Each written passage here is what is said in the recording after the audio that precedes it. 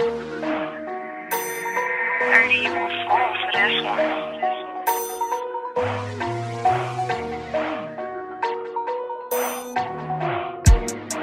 Hey, you guys, what's going on? It's JaGurl Ravin, and we're here on JaGurl TV. And on today's episode, I have the beautiful, the talented Miss Shanae Thomas with me. Shanae, how are you? I'm good. Good. You look good. Got your shades on. Got your sundress. You know, it's hot out here. Yes, this I'm beautiful Atlanta trying to weather. do what it do, right? Definitely. So, Shanae, you have been doing everything from TV shows to videos to video shoots, you know. Yeah. So how do you manage all that in your schedule? Because I can imagine it's so much to handle. It can be at times, but the difference is that, like, this is what I chose to do. Mm-hmm. You know what I mean?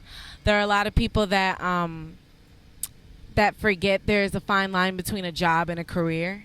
You know what I mean? Yeah. And the only thing I've done is really put myself fully into my career so that the jobs that I do get actually benefit it. They benefit where I'm trying to ultimately go. So it is hard to balance everything because it's a lot of sets, a lot of makeup, caked on, a lot of seeing people and you know, networking, but it's worth it. So. Yeah. And that's all that matters at the end. As Right. long as you're on that route to where you want to be, you know. Right. Speaking of that route, before you started that route, you were on Bad Girls Club season 11. I was. So how was that experience? It had to be life-changing. It definitely was life-changing. The experience itself inside the house was, you know, as you can imagine, not the best thing in the world. 6 other girls all Yeah. under one roof and Yeah. alcohol, mix that together, and Yeah, you got it a was- crazy combination. It was a lot, but the aftermath has been amazing. The fans are awesome. They give me such positive energy and such life all the time, and you know, all the people that I've gotten to meet and the opportunities that I've come across because of the show are all amazing. So I don't regret it. It's definitely added way more positivity than negativity in my life. Well, that's good. Do you still keep in touch with anybody from your season, or? I do keep in touch with some people from my season. Not too many, but me and Tiana did have our issues, but we're very cool now. She's actually expecting, so. Oh, wow. Well, yeah. congratulations to her. Congratulations to T on her little bundle of joy, just ready to pop. And that's really the only person that I talk to on a regular basis. I'm still cool with, you know, Teresa and Haley and Sarah, but Tiana's the only one that we actually regularly check in on each other. Oh, okay. And she's in Atlanta too, Yeah, right? she lives here. Oh, okay, yeah. perfect. So in Atlanta, you're here, she's here, so Right. it's easier to connect that way Right, as well. exactly. Okay, awesome. So you went from one TV show to a different TV show. So you're on Studville, season 3. Am I right? Yes, I am. Okay, so can you talk a little bit about your character and Yeah, who you play, and can how get- did you even look? How did you get casted for that? Like, Honestly, don't even know the full story of hey, how. that's what moms are supposed to right, do. Okay? how she arranged a private audition, but she did. And I auditioned for Cherie Johnson, who is the writer of the show. And I did a monologue that was really weird. It had nothing to do with Studville or the script, but I did a monologue that she chose. And a couple days later, our manager called me and said that they wanted me. Oh, awesome. So a couple days after that, I was at the photo shoot, and that's when I met everyone. But on season 3, I play a character named Zoe Brooks, who is this famous actress, and she falls in love with one of the main characters in the crew called Riley, Riley Parker. And I don't want to give too much away, but yeah, I was gonna say, I'm not gonna give too much away. It's a really good story for the LGBT community as far as Zoe Brooks and Riley Parker, because it shows the story of how battling your sexual orientation and your career, especially living in the public eye. So it's a really good story, and it ends on a good note, but there's always a curveball in there. Of course. Because I take it if there's 3 seasons, it's probably going to keep going. Oh, yeah. The cliffhanger in this one, even it made me mad. I went to Cherie like, really? How you gonna end season 3 like that? She was like, cliffhanger, baby. Know about me. I was like, okay, whatever. But you guys are really gonna like it. Season 3 has a lot of tomfoolery, as they say. So I'm excited. I'm really excited. All right, and that airs on Sundays. Yes, it airs on Sundays. We do not have a release date or anything, but, follow at Studville TV and keep up with us. Of course, I'll be posting and, just the wait is here. Now, I know there's a lot of current events going on in the world with the police and brutality and everyone getting killed. And one thing that I noticed is that you're very active when it comes to getting involved and letting people know and posting even on your social media. And there was even something that you posted on your social media. It was a picture. So the post stated, that I fear for my life, and you posted and said we all should. I felt like that was very strong. That was very powerful. So can you kind of elaborate on that a little bit? Well, that's just honestly how I feel. When you look at what has been in the news on a consistent basis for the past, let's say, year and a half, there have been a lot of innocent people murdered by the police, and some innocent and some unarmed, whichever way it may go. I feel like all of these people didn't know that it was going to be their last day. You know what I mean? They didn't walk out the house thinking that this would be the last time they saw their family. They didn't think that, going to the store or walking home from the store or, getting stopped at a traffic light or anything. None of these people knew that it would be their last day. Right. And I feel like we should all fear for our lives because we're all targets. I don't think that at this point it's based on one culture or it's based on one color or one gender or one orientation. I feel like we are all at risk. And of course it is shown that, our black men are a target, a very high target, but we are all at danger.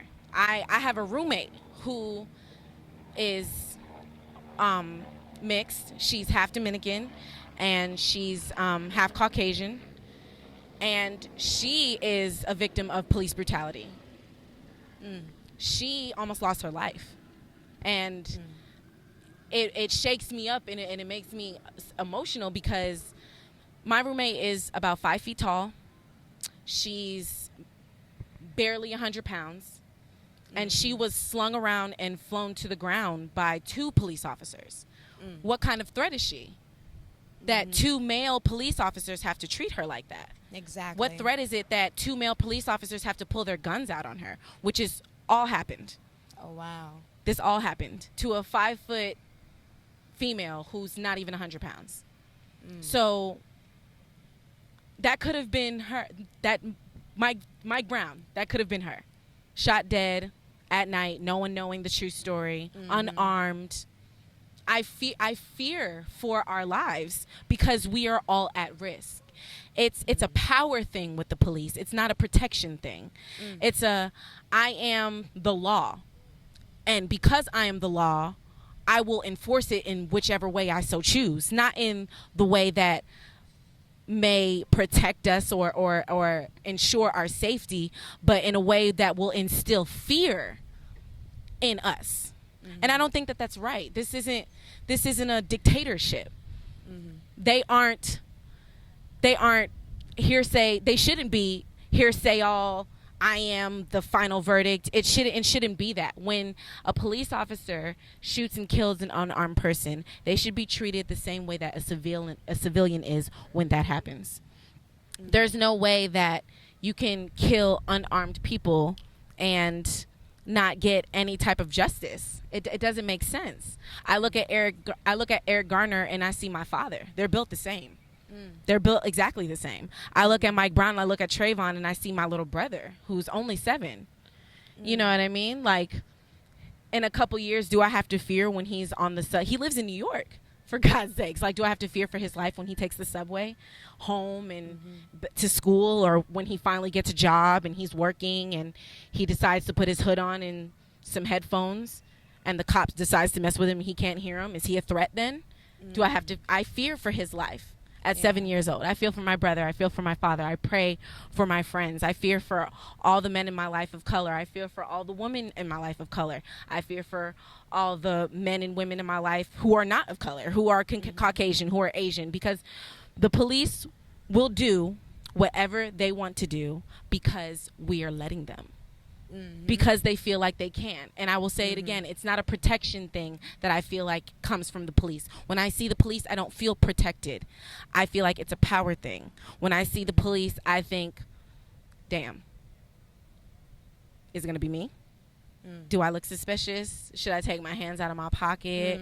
Should I, like you have to start rearranging how you are. I have to second guess myself, even though I know that I'm not doing anything wrong. Yeah. I know that I'm not doing anything wrong. I am literally just a person, but I still have to second guess myself, and I have to be on guard when I see the police. Right. And that's not a good feeling. I don't feel like the people who are meant to protect us should make us feel that way. Yeah, no, and of course they shouldn't. And then my next question, which is going to be the last question as well, how do you feel we can change as a community, as people? Like, what are your thoughts? I think it starts with the higher power. I think it starts with the highest form of power in the government, and I think that's when we'll honestly feel like, okay, now y'all are getting it, right? Because there hasn't been a change. When you look on social media and you look on the news, you have pictures from the raids in 1968, and then you have pictures from present day, and history is clearly repeating itself. Oh, of course, it always does. You know what I mean? So it's like, how can we stop the chain? It starts with a higher power, and then also it starts with us. You know what I mean? We aren't just, we don't wake up one day and say we're just gonna hate this type of race, or we're just gonna stereotype this type of race. It starts within. It starts at home. So I think we all just need to understand that we are all at risk and we are all one people. Once we understand that, I think it'll go a lot better. Right. Until then, we're still just all gonna, it's just going to keep continuing. Yeah. We'll have moments of peace, and then something will happen. All this and chaos. Come back up. Well, hopefully, I feel that we as our people should definitely come together. It takes one person to make a difference. People coming together and changing these laws, I think that definitely will help as well, too. Miss Shanae, it has been a pleasure. Thank you, darling. You are awesome. Thank you, darling. Thank you for having me. Yes, no, definitely. And you guys stay tuned. Shanae Thomas, once again, I appreciate you. Of course. All right, you guys, and that's it for this time on JaGurl TV. Bobby Critical. Yeah. We about to pull up and go. Slow. Yeah. Hey, Cam. Yeah. We about to pull up and go. We about to pull up and go.